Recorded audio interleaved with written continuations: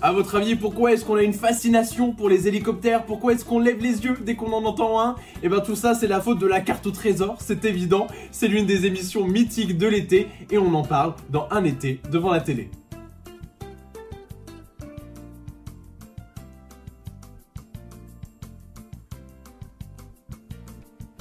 Pour comprendre les débuts de la carte au trésor, il faut remonter en 1981, soit 15 ans avant la naissance de l'émission. À l'époque, Antenne 2 lance un nouveau jeu, la chasse au trésor. On suit un reporter, Philippe de Dieuleveux, qui doit trouver un trésor grâce à l'aide de 2 candidats qui sont restés en studio à Paris. Et la principale ressemblance avec l'émission qu'on connaît aujourd'hui, c'est qu'il était en hélicoptère.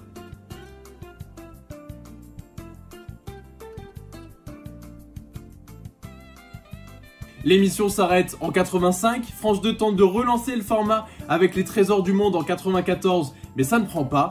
Le 6 août 1996, c'est encore sous un nouveau nom qu'une version remaniée voit le jour, cette fois-ci sur France 3, et pour la première fois, on entend ce générique.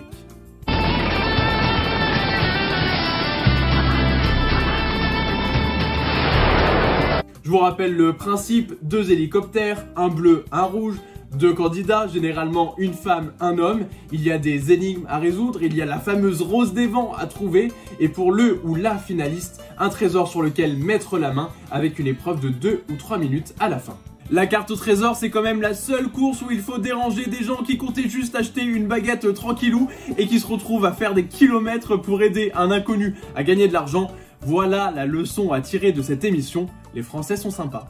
Au fil des années, le programme veut se renouveler, alors la production et la chaîne décident de changer d'animateur. En 2006, on dit au revoir à Sylvain Augier et bonjour à Marc Bessou. Sauf que patatras, les audiences dégringolent et l'émission est obligée de changer de visage l'année suivante. Cette fois-ci, c'est Nathalie Simon qui s'y colle.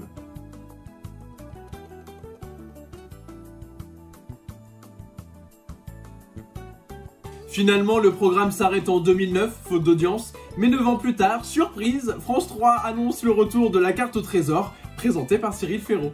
Sauf qu'en 2018, on pense davantage à la planète et la question de la pollution est évoquée. Il faut dire que 4 hélicoptères pour une seule émission, c'est peut-être un peu beaucoup. Depuis, la production a entendu les critiques et compense son empreinte carbone en faisant appel à une association qui plante des arbres.